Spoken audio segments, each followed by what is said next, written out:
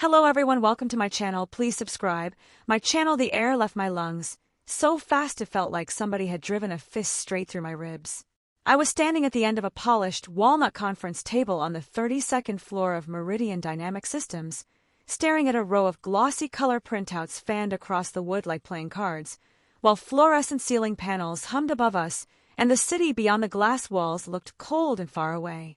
Graham Voss, our CEO, sat at the head of the table with one arm draped over the leather chair beside him, smiling the way men smile when they think they're about to teach someone a lesson. Nina Kessler from HR had both palms resting on a cream-colored folder, her French manicure bright against the cardstock. David Rourke, our COO, leaned back with his ankle on his knee and the lazy, amused look of a man waiting for the execution to start. Tessa Bell, head of enterprise sales, kept tapping the cap of her Mont Blanc pen against her notebook, not looking at me at all. Then Graham laughed. It wasn't a warm laugh. It was short and metallic, like a dropped wrench striking concrete. "A 10% raise," he said, lifting one of the printouts between two fingers. "That's what you asked for on Monday. And by Thursday, you're downloading proprietary models and taking private lunches across the river with our largest competitor." The silence that followed was absolute. I could hear the vent above the screen, pushing out recycled cold air. I could smell burnt coffee from the silver carafe near the sideboard. My name is Elena Marlowe. I'm 34. And this is a story of how I turned one smug laugh in a glass boardroom into the most expensive mistake my CEO ever made. I didn't say anything right away. That bothered him more than if I'd started defending myself. Graham set the printout down and steepled his fingers. "You really thought we wouldn't notice?" Nina opened the folder with careful, almost ceremonial precision. "Elena, before we proceed, I want you to understand this is a very serious matter. We have logs showing file transfers from your account. We have badge data from the Langham. We have witness statements." "Witness statements," David repeated, with a little shrug, like he found the phrase funny. I looked at the papers. Screen captures. Email headers. A grainy photo of me entering the lobby of the Langham Hotel 3 days earlier. They had arranged it neatly, each item aligned with the edge of the table. Corporate ambush always came gift-wrapped. "You're accusing me of theft," I said evenly. Graham smiled again. "No, Elena. I'm saying the timing of your compensation request makes your behavior look opportunistic. If there's an explanation, now would be a very good time." Tessa finally glanced up. Her lipstick was perfect. Her shoulders were pulled tight enough to cut glass. "This has already created concern with the board," she said. "Especially given your access." There it was. The pylon. Not loud. Not messy. Just clean, coordinated pressure, arranged like knives in a drawer. I had worked at Meridian for 6 years. I built the pricing architecture that cut churn by 13%. I redesigned the renewal forecast model after David's team nearly wrecked a quarter with fantasy numbers and good hair. I worked 2 Thanksgiving weekends in a row during the Hudson conversion because Graham had promised me that if I kept showing executive-level ownership, compensation would eventually catch up to contribution. Then, on Monday, after another year-end review full of praise and stock phrases and no meaningful adjustment, I had asked for exactly what the numbers justified, a 10% raise. 4 days later, I was standing under office lighting so harsh it made everybody's skin look slightly gray, while they accused me of disloyalty. Nina slid the folder toward me. "Please review." I didn't touch it. Graham's eyes narrowed. "You can make this easier, Elena." "For who?" I asked. David gave a soft, disbelieving laugh. "Still doing the calm thing?" I turned to him. "Still doing the smirk thing?" His expression tightened for half a second, then relaxed again. Men like David always thought composure belonged to them by birthright. When a woman wore it better, they treated it like theft. Graham leaned forward. "Let me make something very clear. If you are preparing to walk across the street to Stratton Pike with anything that belongs to Meridian, you won't just lose whatever raise you think you deserve. You'll leave here with cause, potentially a referral to outside counsel. Possibly worse." The windows behind him turned the daylight into a hard white sheet. His cufflinks flashed when he moved. Everything about him was polished. Hair, shoes, tone. The kind of executive grooming that made dishonesty look expensive. Nina folded her hands. "We can suspend your access immediately while we investigate." "We should," David said. Tessa nodded without conviction. I looked at each of them in turn.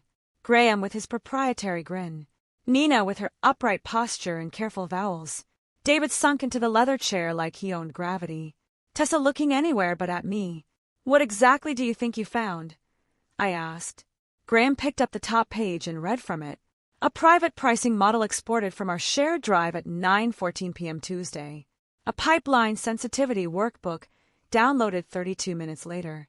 A lunch Wednesday with Stratton Pike's COO, Michael Dane. Need I keep going? I felt my pulse settle, not rise. That was the strange thing about a real trap. Once it was visible, fear gave way to clarity. Heads up, David said to no one in particular. She's about to tell us it's all a misunderstanding. I finally pulled out my chair. Slowly, the wheels whispered against the stone tile. Then I sat down, smoothed the sleeve of my navy blazer, and poured myself half a cup of coffee from the carafe by my elbow. The sound of the liquid hitting porcelain seemed to annoy all of them. Graham watched me over clasped hands. Is this a joke to you? No, I said, taking one sip. But if this is the version you're all going with, I'd rather be sitting down when it starts falling apart. The room went still in a different way after that. David's pen stopped tapping the table. Nina's shoulders stiffened. Tessa finally looked directly at me. Graham gave a small, irritated chuckle. You're not in a position to make threats. I know, I said. I'm in a position to make corrections. I opened my tote, removed my tablet, and placed it on the table in front of me with deliberate care. Not fast, not theatrical, just precise.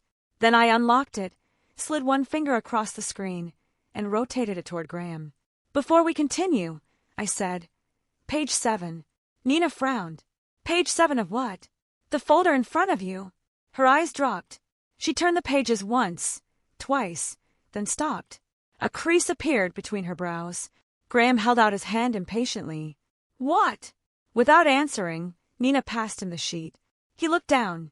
It was the retention notice from Sorrel and Pike Employment Council, timestamped that morning at 7:02 a.m., acknowledging receipt of my full documentation package, advising Meridian to preserve records, and warning against retaliatory conduct related to compensation complaints, whistleblower disclosures, or constructive termination.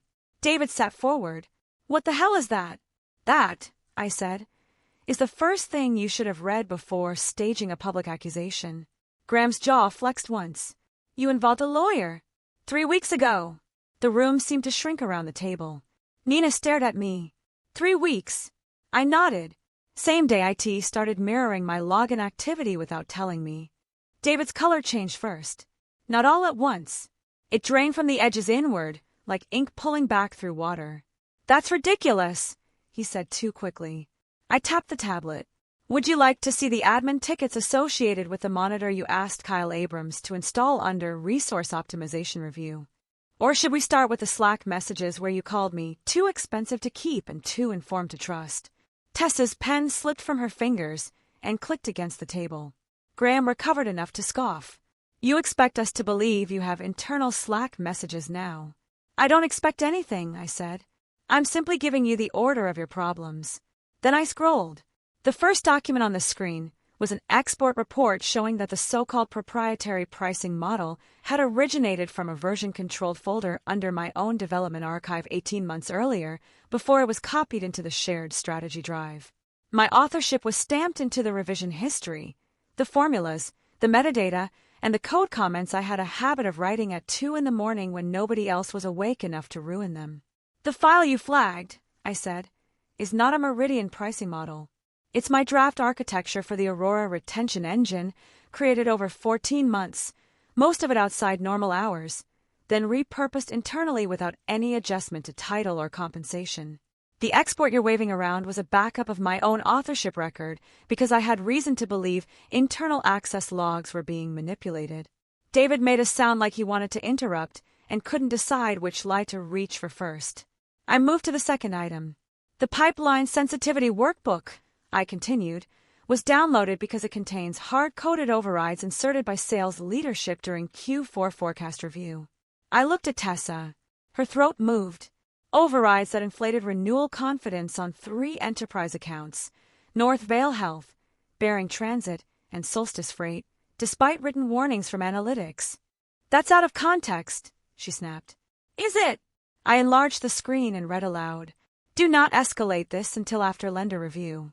We only need the optics to hold through March. Sent from your email on December 12th at 10:43 p.m. Tessa's chair creaked as she shifted back. Those were scenario notes. They were revenue misstatements. Graham lifted both hands, the gesture sharp enough to cut through the room. Stop. You don't get to hijack this meeting because you're unhappy about pay. I met his eyes. Actually, Graham, you were committing retaliation. Nobody breathed for a second. I let the implications settle over the room. Then I continued, because one revelation was never enough.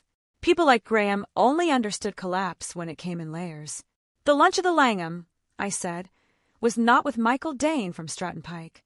Graham stared at the screen. We have photos. Yes, I said, of me walking into the lobby. I swiped to the next file.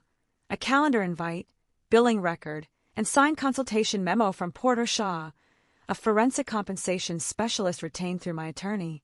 I met with this gentleman in the lobby cafe for 41 minutes to review market comp benchmarks after Meridian declined to produce any. If you'd zoomed out on your surveillance photo, you would have seen the stack of salary surveys between us. David muttered something under his breath. What was that? I asked. He looked up. You're insane if you think that makes this better. It doesn't make it better, I said quietly. It makes it documented. Then I brought up the fourth file. This one landed harder than the others because it wasn't a spreadsheet or memo. It was an audio clip. Nina's eyes widened. You recorded conversations. Only the useful ones. I pressed play. David's voice filled the room, tinny but unmistakable. If she pushes on comp again, we need a cleaner reason. Graham doesn't want precedent. Pull her access, audit her downloads, and see if she's stupid enough to panic. Then Graham, lower and smoother. She won't panic. She'll get dignified. That's almost worse. The recording ended. Tessa looked at Graham the way people look at a strange animal that has just started speaking in their language. Nina whispered. When was that? January 9th, I said. Outside your office. The glass wall carries sound when the hallway is empty. Graham's hand flattened on the table. This meeting is over. No, I said, standing now. This version of it is. His eyes flashed. You think you can walk out after accusing senior leadership of fraud? I'm not accusing, I said. I'm preserving. Nina rose halfway from her chair. Elena, if counsel needs to be involved then. They already are. David stood up too quickly and hit the edge of the table with his thigh. Who gave you internal messages? I zipped my tablet into my bag. You're asking the wrong question. He stared. The right question, I said, is how many other people noticed what you were doing before you noticed they had. Graham's voice dropped low and dangerous. If you take one step toward Stratton Pike, I will bury you in injunctions. I held his gaze. Then you should be careful what you put in writing over the next 24 hours. I picked up the untouched folder Nina had slid toward me and pushed it back across the table with 2 fingers. Keep your packet, I said. My attorney already has the better one. Then I walked out of the conference room under fluorescent light, so white it made everything look clinical, and nobody followed me until I reached the elevator bank. By then it didn't matter. They thought they had cornered an underpaid executive with a neat little smear file. They had no idea they just triggered a case, a board inquiry, and the beginning of my exit on terms none of them would ever control. The next 48 hours were quiet in the way only corporate panic can be quiet. No one called me directly. That told me everything. People with power only use silence when their lawyers are finally reading. Meridian put me on administrative leave pending review by 2:13 p.m. that afternoon. The email came from Nina. No greeting, no signature flourish, just clipped language and the kind of sterile professionalism HR develops for moments when they're trying to keep blood off the carpet. My laptop access was cut 7 minutes later.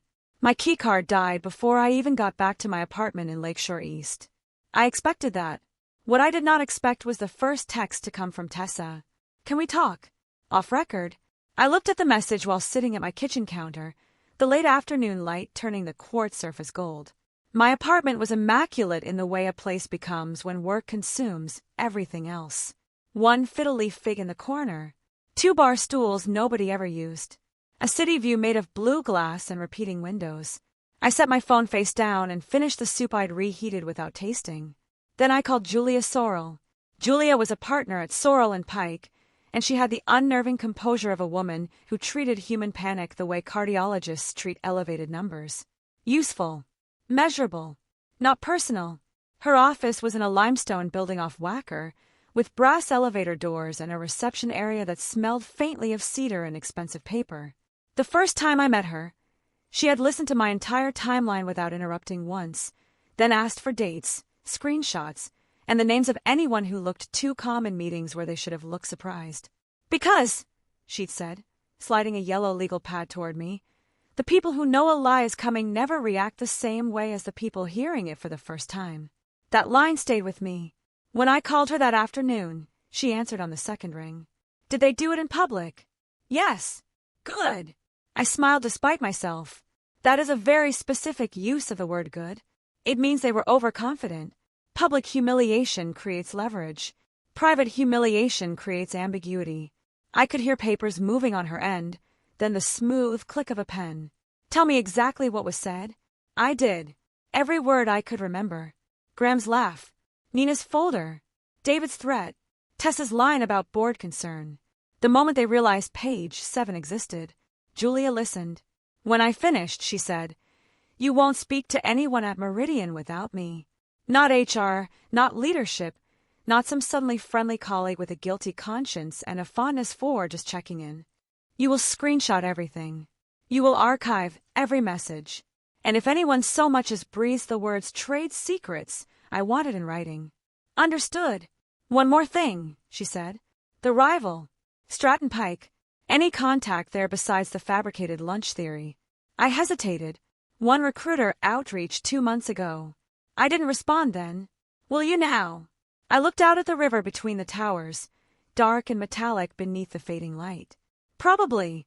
Good, Julia said. Then we do this properly. By the next morning, properly had become a coordinated strategy. Stratton Pike had been Meridian's most irritating competitor for years. Smaller, faster, less polished, and privately held by people who still seemed to understand the difference between growth and theater. Where Meridian built slides, Stratton built systems. Where Graham loved headlines, Stratton loved margins. Their COO, Michael Dane, had apparently heard through 3 separate channels that Meridian was suddenly foolish enough to alienate the person who actually understood its pricing engine. He didn't message me directly. He contacted Julia. That was the first sign he was smarter than Graham. 3 days later, I walked into Stratton Pike's Chicago office in Fulton Market at 7:30 in the morning wearing charcoal wool, low heels, and the expression of someone attending a negotiation, not an interview. Their boardroom was smaller than Meridian's, but warmer. Walnut veneer instead of black glass.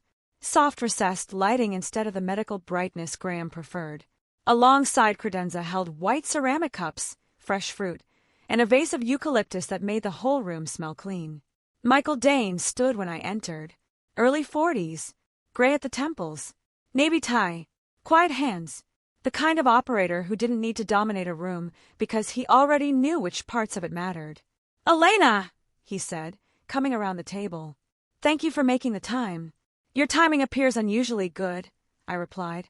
He smiled once. Markets reward attention. Sitting beside him was Harper Lynn, their chief legal officer, with a slim leather folio and the unreadable face of someone who had spent a career waiting for people to get to the important part. At the far end sat Naomi Price, head of strategy, wearing a cream silk blouse and the alert posture of a former consultant who had no intention of wasting anybody's morning. Michael gestured toward the chair opposite him. "I want to start with something plain. We are not interested in anything that belongs to Meridian. No files, no models, no customer lists. If you and we move forward, it will be because of what you know, how you think, and what you can build from first principles." "Good," I said. That's all I was prepared to offer. Harper's pen paused above her folio. A small thing, but I noticed it. Michael nodded. "Then let's talk." For 90 minutes, we did. Not about revenge. Not about lawsuits. About architecture. About forecast integrity. About the hidden cost of executive vanity layered into renewal assumptions. About what happens when sales compensation outruns product truth. about what it takes to turn pricing into an actual decision engine instead of a quarterly superstition. Did I watch their faces as I spoke? Michael leaned in when I outlined the cascading failures caused by manual overrides. Naomi asked the right follow-up questions. Harper only interrupted twice, both times to isolate risk. When I finished, Michael folded his hands. There it is. There what is? The part Meridian never understood, he said. You don't just optimize models. You build discipline. I let that hang between us for a moment. Then I asked, so why am I really here? No one flinched. Good sign. Michael answered directly. Because we believe Meridian is unstable. Because we believe you were carrying more of that company than your title reflected. Because if you join us, we will gain speed they can't replicate quickly. And because anyone arrogant enough to laugh at a justified raise request deserves the consequences of that arrogance. Naomi smiled into her coffee cup. Harper did not. I appreciate the honesty, I said. Michael tilted his head slightly. I also suspect you won't make a move until your legal position is clean. I won't. It can be. There was no swagger in the line. Just confidence. The kind that comes from preparation, not ego. When I left Stratton Pike that morning, the wind off the river was sharp enough to sting my eyes.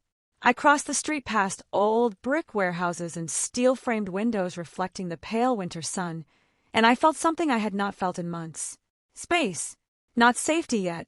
Not relief. But space. Enough to think without Meridian's ceiling hanging over me. That afternoon, Julia called with the first crack in the wall. You have an inbound witness, she said. Who? Not over the phone. We met at her office an hour later. Julia's conference room had mahogany trim, cream walls, and a bowl of green apples nobody ever ate. Leon Park, the forensic investigator she used on executive retaliation matters, was already there when I arrived. He wore a slate suit and rectangular glasses and had the calm, lightly exhausted expression of a man who spent a lot of time documenting the moments powerful people forgot were documentable. He turned a laptop toward me. On the screen was a message from a private Proton Mail account. I know what David did with the logs. I know what Nina drafted before your review. I have copies. I won't speak without protection. No signature. My first instinct was not hope. It was pattern recognition. Anonymous contact after public fallout could mean witness, trap, or both. Thoughts? Julia asked. Internal, I said. Someone with admin-adjacent access. They know about the logs and Nina's drafts. Narrow list. Leon nodded. Also someone who's more afraid of the company than afraid of you. Or more afraid of what happens if the board starts asking questions, I said. Julia handed me a printout. We traced the mail relay to a local sun pattern. Not enough to identify, but enough to suggest they meant to contact us, not play games. What protection are we offering? The kind that makes truth cheaper than silence, Julia said. That evening we got our answer. The witness was Priya Nair, Meridian's controller. If you had asked me the week before whether Priya Nair would ever become one of the most important people in my life, I would have said no without hesitation. Priya was brilliant, exacting, and so professionally discreet she could make a stone wall look chatty. At Meridian, she lived inside revenue schedules, lender packets, and reconciliation meetings that stretched past sunset. Graham trusted her because she made chaos look quantified. David liked her because she did not flatter him, and he mistook that for respect. Nina never liked her at all, which in retrospect should have told me more. We met after dark in a private room at a restaurant off Randolph called Alden Room, all smoked glass and dark brass, where the candlelight was low enough to make strangers feel temporary. Priya arrived in a camel coat with her hair tied back and a hard black portfolio tucked under one arm. She sat down, ordered sparkling water, and did not touch it. Before I say anything, she said, I want to be clear about why I'm here. This is not loyalty. I'm not doing this for you personally, although I should have warned you sooner. I'm doing this because they asked me to backstop a lie with numbers, and I'm not losing my license for Graham Voss. It was the most comforting thing anybody had said to me all week. Fair, I said. She opened the portfolio. Inside were printed emails, time-stamped export records, an early draft of a performance concern memo Nina had prepared about me 9 days before my compensation meeting, and a chain between Graham, David, and an outside banker discussing narrative containment ahead of a revolving credit review. Julia was still beside me. That was how I knew it was bad. Priya slid the pages across the table one by one. They knew cash was tighter than they were telling the board. Renewals were weaker. Tessa kept pushing optimism into the forecast deck. David wanted operating expense down before lender review. Your raise request gave them a pretext, but you were also a threat because you had the modeling background to see the gap between what we knew and what they presented. I looked at the dates. Nina's draft memo about my recent volatility and misalignment with leadership directives had been created 6 days before my formal review. Before I asked for the raise. Before any of their supposed concerns. They were building cause in advance, I said. Priya nodded. Yes. She passed me another page. This one was an email from Graham to David at 11:18 p.m. on a Sunday. If she pushes, we need something cleaner than comp compression. Audit access. Track the lunches. Build a file. I read it twice. The candle between us guttered softly in the low draft from the vent. Somewhere beyond the smoke glass partition, a server set down plates, silver hitting porcelain with a small clear sound. Why switch sides now? I asked. Priya met my eyes. Because on Tuesday David asked me to prepare a bridge showing deferred churn as temporary contraction instead of attrition. When I refused, he said if I couldn't be commercial, I could join you on the way out. Julia leaned back very slightly. And that's when you decided he'd overplayed it. That's when I realized he thought fear was a substitute for competence. I felt the first real shift then, not in the case, but in its shape. What they had tried to make personal was becoming structural. Retaliation. Forecast manipulation. Pretext termination planning. If we proved the timeline, Meridian's problem would not be me leaving. It would be everybody asking what else their leadership had rehearsed in the dark. The next week moved fast. Julia sent preservation notices to Meridian, the board's independent chair, and their outside audit committee counsel. Leon built a chronology down to the hour. Harper Lynn from Stratton Pike coordinated with Julia, so carefully it almost looked choreographed. They reviewed my employment agreement, incentive letters, equity grants, confidentiality language, and the pathetic non-compete addendum Meridian had rolled out during the prior summer in a wave of executive paranoia. Illinois law was on my side, and Meridian's own paperwork was sloppier than Graham realized. They had loved control far more than they loved process. Graham, meanwhile, tried every familiar tactic. First came the respectable silence, then the soft outreach, then the pressure. He sent a message through Nina suggesting we could resolve misunderstandings privately. Julia declined. David called me from an unrecognized number at 9:47 p.m. on a Thursday. I let it ring to voicemail. Elena, he said, his voice low and hurried. You're making this bigger than it needs to be. Nobody wants to destroy you here. But if outside parties start hearing distorted things, it's going to force everyone's hand. I saved the message to 3 places and never responded. Tessa texted again. You know Graham pushed this. Not all of us wanted it. I archived that too. Then came the anger. You could feel it through counsel language. Meridian's lawyer, a partner from Bell and Durning named Scott Hale, sent a letter so overconfident it practically glowed. He accused me of retaining proprietary data, hinted at injunctive relief, and demanded written assurances that I had not contacted competitors. Julia read it in her office, while sunlight from the west windows turned her desk amber. When she finished, she smiled the way surgeons smile at clean imaging. What? I asked. He made a mistake on page 3, she said. Only one. He claims the company first developed the Aurora retention framework in Q2 of last year. We have your drafts from Q4 the year before, which means either he didn't review their evidence carefully or they lied to their own counsel. Which is better? Yes. That same night, Michael Dane sent a formal offer through Harper.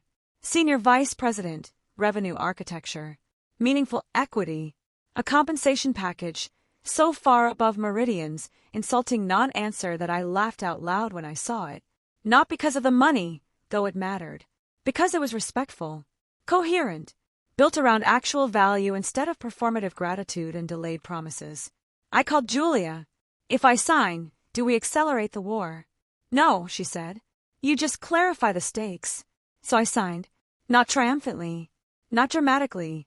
At my kitchen counter, with the city dark beyond the windows and a single lamp on over the table. Black ink on good paper.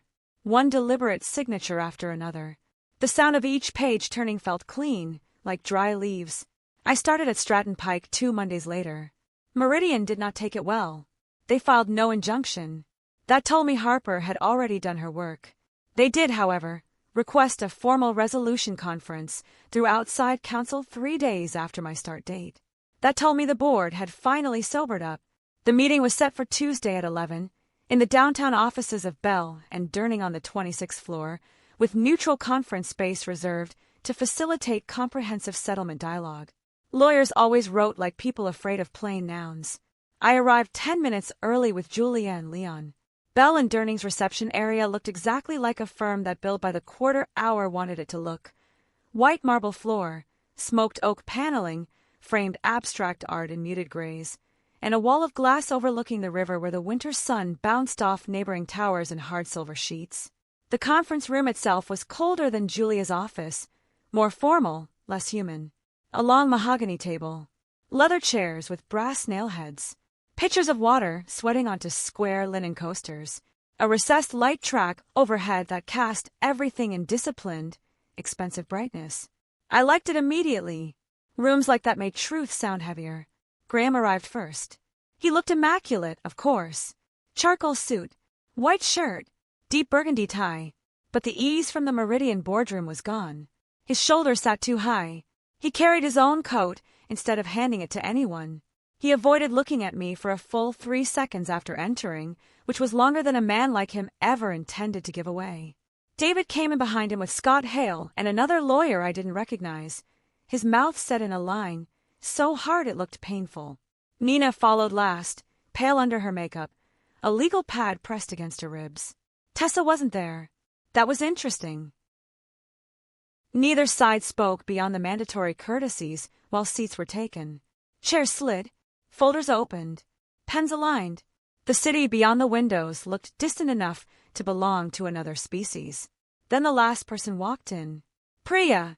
Graham's head snapped toward the door, so fast it was almost crude. What is she doing here? He said. Priya set down her folder and took the seat beside Bell and Durning's white-haired mediation partner as if she had every right in the world to be there. Which, by then she did, represented, Julia said mildly, before anyone else could answer, and prepared to discuss matters within her knowledge. David stared at Priya like a man seeing a floorboard give way beneath him. You brought our controller. Priya looked at him without expression. Former controller. The mediation partner, Charles Wexler, cleared his throat. Let's begin. Julia stood. She didn't raise her voice. She never did. She simply arranged a slim stack of tabbed binders in front of her, adjusted the cuff of her black jacket, and began speaking in the calm, ordered tone of someone laying silverware before a very expensive meal. My client, Elena Marlowe, asserts claims arising from unlawful retaliation related to compensation complaints, pretextual termination planning, defamatory internal statements, interference with future employment, and, potentially, disclosures concerning financial reporting practices. She paused. We came today because the board appears to have developed an interest in resolving this before it becomes public, regulatory, or both. Scott Hale sat back with a smile that aimed for dismissive and landed near strained. That's a colorful opening. Julia slid the first binder toward the center of the table. Tab 1. Wexler opened it.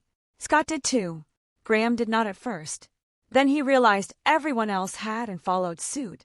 Tab 1 was the timeline. Not a vague chronology. A clean, date-stamp sequence from September through February, broken into sections with email excerpts, metadata records, and meeting notes. It began with my compensation discussions and performance praise. It moved through the first signs of leadership concern about expenses and forecast weakness. Then it narrowed, focusing on the creation of pretext. September 18th, Graham praises Elena's indispensable strategic ownership in board prep memo. October 3rd, Nina drafts leadership retention risk note referencing compensation compression in analytics. November 12th, David requests IT visibility review on Elena's file access. December 12th, Tessa instructs team not to escalate renewal deterioration until lender review. January 9th, Graham and David discuss cleaner reason if Elena pushes on comp. January 14th. Nina drafts performance concern memorandum before compensation meeting occurs. January 20th. Elena requests 10% raise, citing documented market compression and expanded scope. January 23rd. Leadership initiates file packet and surveillance review. January 24th. Public accusation in executive boardroom. I watched their eyes move down the page. Even from across the table, you could see where each date landed. David's jaw flexed at November 12th. Nina blinked twice at January 14th. Graham went very still at January 9th. Scott lifted his chin. These are selective interpretations. Julia nodded once. Of course. Which is why tab 2 contains the underlying records. Leon distributed the second binder. This one was thicker. He spoke for the first time, voice flat and precise. Forensic review of available metadata, version histories, internal communications, and cross-validated device logs indicates monitoring activity inconsistent with standard policy and document characterization inconsistent with authorship claims made by Meridian in prior correspondence. Scott looked irritated already. Good. Leon continued. In simpler terms, the company tracked Ms. Marlowe selectively, misrepresented the origin of her work product, and built an adverse file after internal leadership began discussing compensation risk. Graham turned to Scott. Why are we listening to this like it's fact? Harper Lynn, seated to Julia's right as Stratton Pike's observing counsel, finally spoke. Because several of these exhibits came from your own systems. Scott's mouth tightened. We dispute chain and context. Dispute whatever you like, Julia said. The timestamp on Nina's memo still precedes the supposed trigger event by 6 days. Nina's fingers curled around her pen. That draft was preliminary HR planning. For what? Julia asked. A compensation meeting that had not yet gone badly. A performance issue that had not yet occurred. Or an exit narrative you were told to prepare in advance. Nina inhaled through her nose, but said nothing. Julia turned another page. Tab 3. This was where the room truly changed. Tab 3 contained Priya's documents, lender review decks, internal revisions, and the email chain discussing narrative containment. Wexler adjusted his glasses. Counsel, are we broadening the scope beyond employment? Julia's expression did not change. I'm clarifying why retaliation occurred. Priya folded her hands on the table. Her voice, when it came, was controlled to the point of elegance. Meridian leadership was aware of deterioration in renewal quality and pressure on liquidity entering January. Ms. Marlowe had both the expertise and the proximity to identify discrepancies between internal risk assessments and external optimism. When she requested a raise based on measurable value, she was no longer merely underpaid. She became inconvenient. David let out a short, incredulous breath. That is a hell of a story, Priya. She turned to him. No, it's a schedule. Stories are what you presented to lenders. The silence after that landed like weight. Graham leaned forward, hands flat on the mahogany. Let's be very careful here. I agree, I said. It was the first time I'd spoken since the meeting began, and every head turned. Graham looked at me. His face had settled into a colder mask now, one he probably used in earnings calls and closed-door firings. You're enjoying this? No, I said. I'm recognizing it. Scott Hale interjected, trying to reclaim momentum. Even if we assume, for argument's sake, that internal tensions around compensation existed, that does not entitle Ms. Marlowe to take company materials or coordinate with a competitor. Harper slid a single-page memo across the table. Stratton Pike's forensic review found no Meridian materials used, transferred, or incorporated into Ms. Marlowe's work. We invited you to raise a concrete objection. Instead, you sent posturing. Scott did not like that word. Julia lifted another exhibit. And as for coordination, let's talk about the lunch at the Langham. She held up the surveillance photo Meridian had loved so much. Grainy, cropped, petty. Then she set beside it the hotel cafe receipt, the consultant invoice, and lobby camera timestamp showing the man across from me was not Michael Dane but Porter Shaw, forensic compensation expert, age 62, silver hair, half-moon glasses, and zero interest in tech gossip. Wexler looked from one image to the other. So the company's identification was wrong. Conveniently wrong, Julia said. David shifted in his chair. Maybe somebody misread a photograph. Julia looked at him. Maybe somebody wanted to. There were moments in confrontations like that where the room itself seemed to choose a side. Not morally, energetically. Air moves differently when bluff turns to exposure. You can hear it in the rustle of pages, the sharper swallowing. The waitress no longer support the people sitting in them. Then came the reveal Graham hadn't seen coming. Julia nodded to Leon, who turned on the screen mounted to the wall. A single slide appeared, dual access event sequence. Below it was a clean visual timeline showing login events tied to my credentials, mirrored admin access, and remote review requests linked to David's operations oversight queue. The sequence made one thing unmistakably clear: the independent audit of my behavior had been initiated under executive instruction before any legitimate misconduct claim existed, and portions of the resulting packet had been assembled through privileged visibility I was never informed about. Scott stood halfway up. I need a moment with my clients. Sit down, Graham snapped, not to Scott, but to David, who had started to rise first. There it was, the fracture line. David rounded on him. Don't do that. Then stop acting guilty. Guilty, David repeated, almost laughing. You signed off on the whole thing. Nina spoke too quickly. We were told legal had reviewed the approach. Scott closed his eyes for 1 second, as if picturing an invoice growing wings. I never authorized public accusation, he said sharply. I was informed after the fact. Graham looked at him. We're not doing this here, Julia said. You already did it here. You're just late to the realization. Wexler raised a hand. Let's lower the temperature. No, Priya said softly. Let's lower the fiction. Graham turned toward her with open contempt now. And you think you come out clean in this? Priya didn't blink. Cleaner than you. Then the final piece arrived. Not from Julia. From me. I took my phone from the table, opened one message thread, and slid it toward Wexler. This is from Camille Reyes, I said. Graham's expression changed. Not dramatically. Just enough. Camille had been Graham's executive assistant for 4 years. If Meridian was an engine, she had been the belt that kept it turning. She managed schedules, decks, dinners, board packets, travel, private numbers, and the 1,000 invisible pieces of executive life that made men like Graham look self-contained. She also knew who waited outside which office door, who was told to stay late, and which print job was rushed at 10 p.m. under the subject line urgent. She had not contacted me directly during the blow-up. She had contacted Priya, and through Priya, eventually Julia. Why did she switch sides? Because 1 week before my ambush, Graham had blamed her for a board packet omission he himself had caused after changing numbers at midnight. Then, when she pushed back, he threatened to replace her with someone less sentimental about discretion. In corporate language, that meant expendable. In human language, it meant after years of loyalty, he forgot she had eyes. Camille had preserved calendar moves, print requests, and draft routing histories showing exactly when my accusation packet was assembled and who touched it. She was not in the room, but she didn't need to be. Her evidence sat in the binder between tab 4 and tab 5.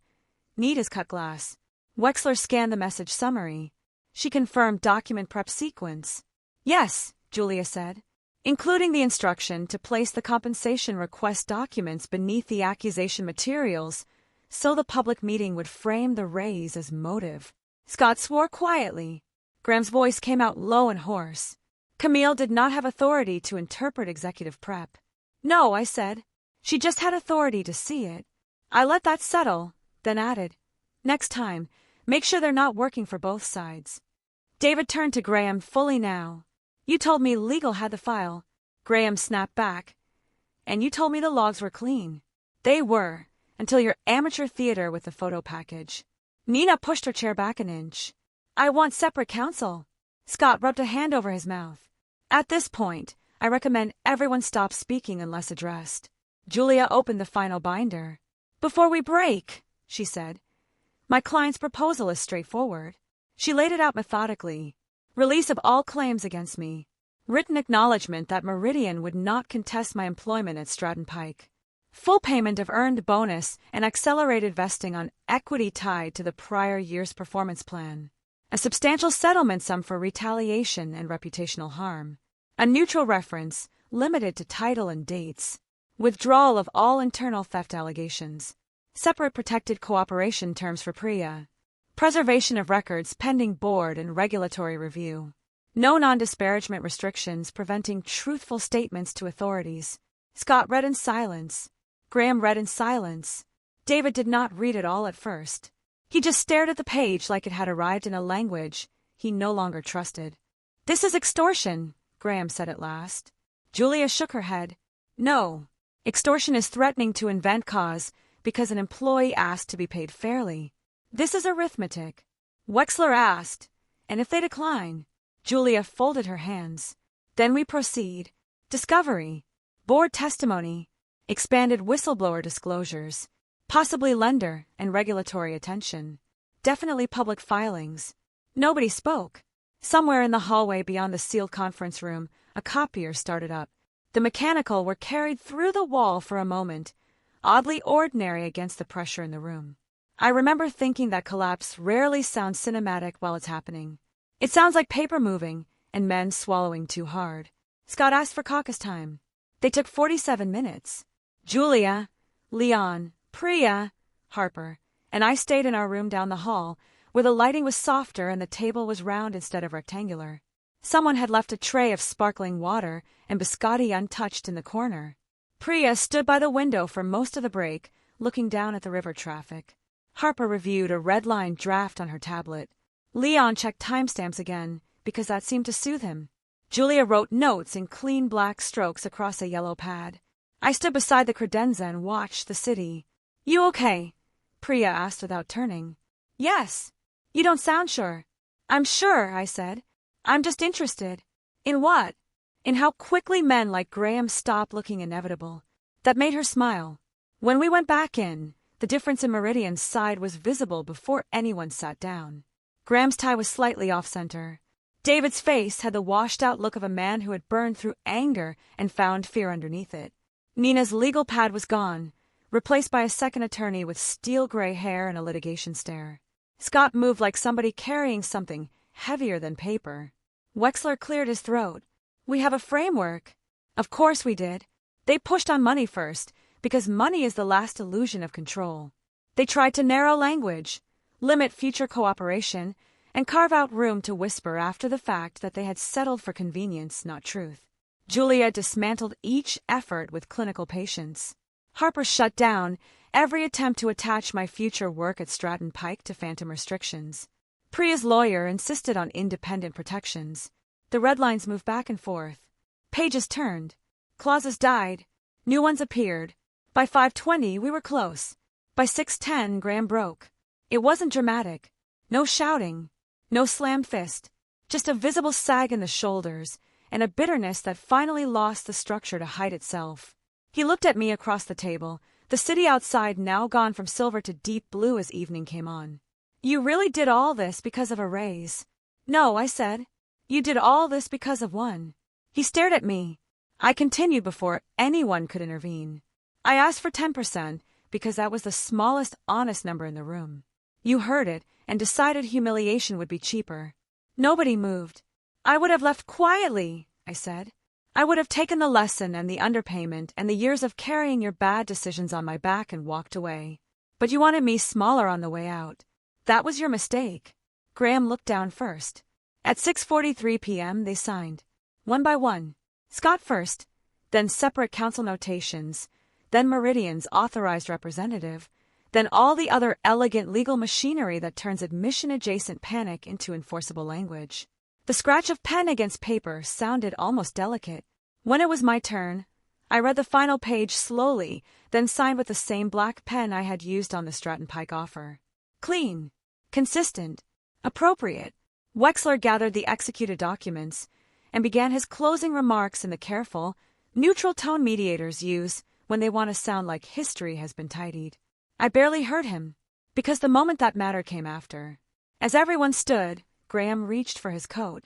For 1 second, as he turned, the old reflex returned to his posture, the executive lift of the chin, the assumption that the room would part for him. Then he saw Priya beside me, Julia to my right, Harper collecting her files, and David refusing to meet his eyes. and the illusion failed like a bulb burning out. I buttoned my coat, picked up my bag, and said the only thing I wanted him to carry with him.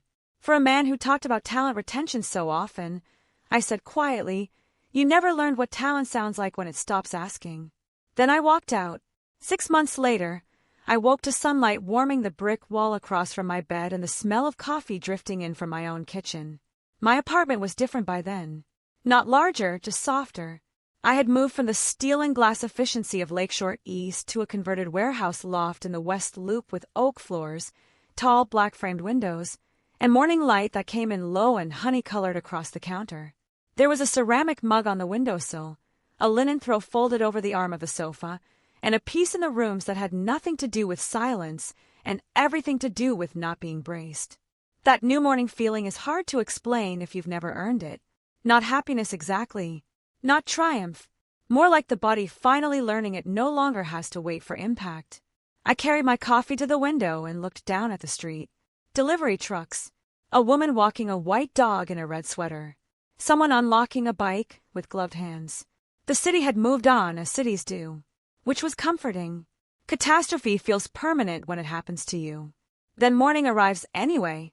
At Stratton Pike, the first few months were some of the hardest and cleanest work of my life. Michael gave me the authority Meridian never had the courage to formalize. Naomi gave me room. Harper gave me clarity. I rebuilt pricing governance from the ground up, created a revenue integrity review that required written justification for every major override, and designed a forecasting discipline that treated optimism like a variable to be tested, not a religion to be performed. We moved faster because we were no longer pretending process was an insult to genius.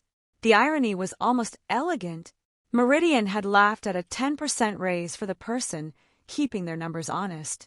Stratton Pike handed me a division. The karmic updates arrived in pieces.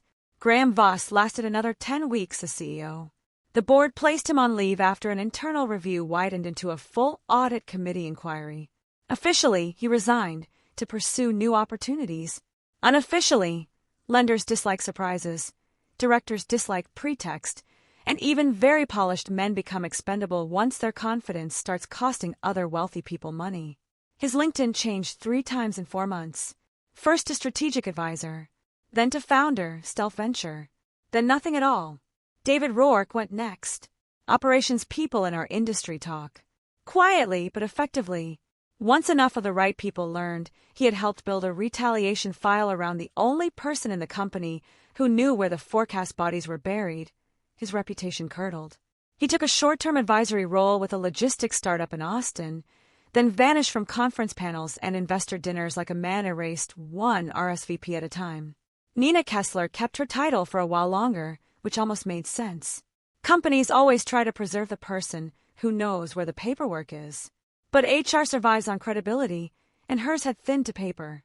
After discovery requests in a separate employment matter pulled up language uncomfortably similar to the draft she had prepared on me, Meridian announced an organizational redesign. Her name was not on the new chart.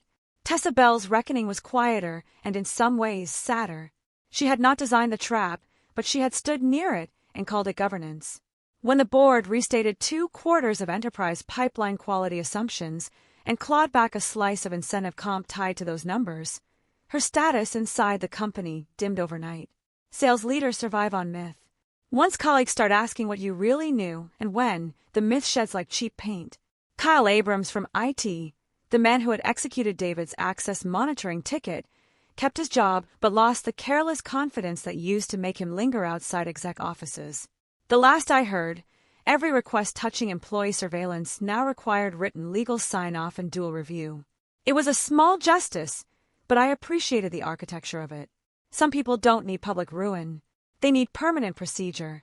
As for communication attempts, those came in waves. At first the messages were angry. You blew this up beyond reason. You've damaged people who tried to help you. There were bigger things at stake than your ego. Then came the bargaining. Can we at least speak once as adults? I think there are things you misunderstood. You know Graham is being scapegoated for broader issues. Then, when consequences settled and silence stretched long enough to become undeniable, nostalgia arrived dressed as regret. I miss the way you used to see the company. Things haven't felt the same since you left. For what it's worth, I always respected you. The most astonishing one came from Graham himself 3 months after the settlement, at 11:06 p.m. on a Sunday. I hope you got what you wanted.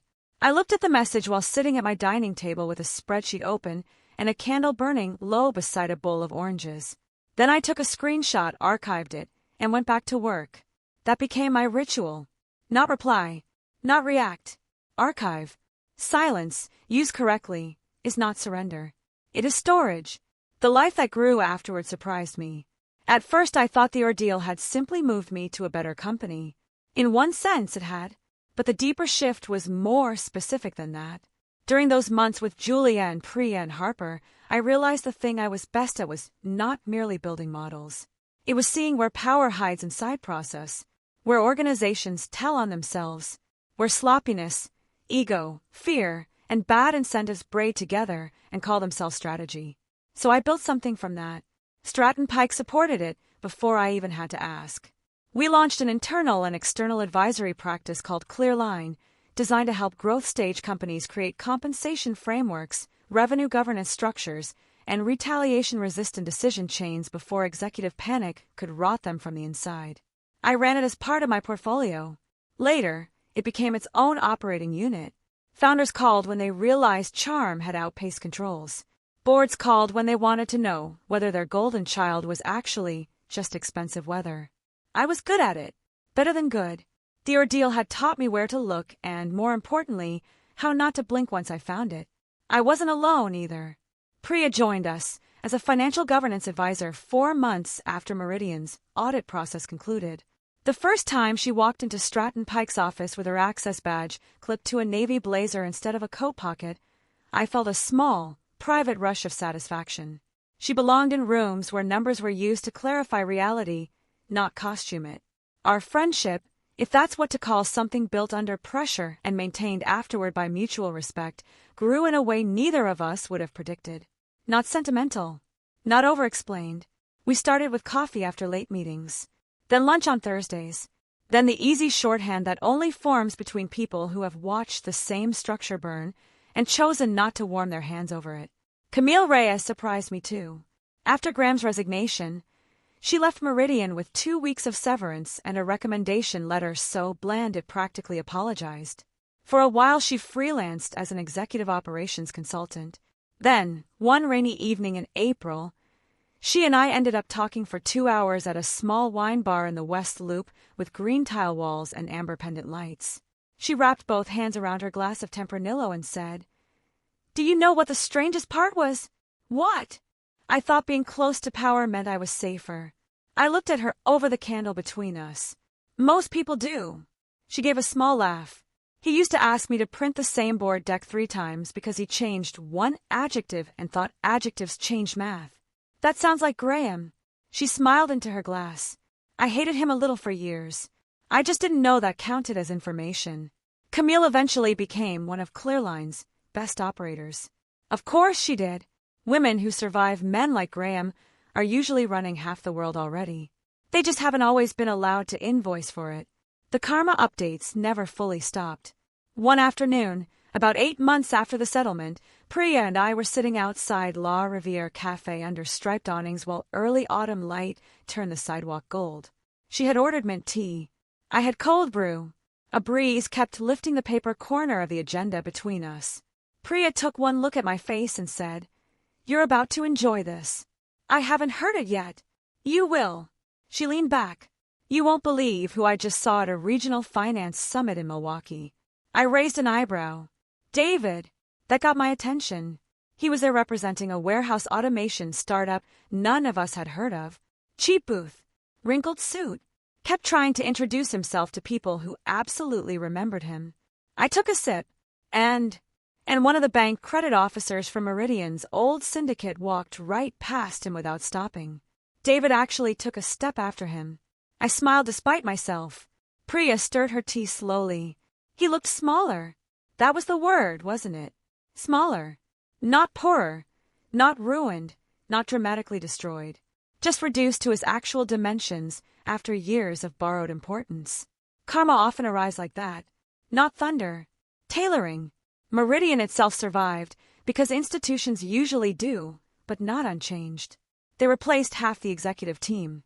The new CEO issued a statement about transparency, discipline, and renewed accountability that read like a sanitized confession.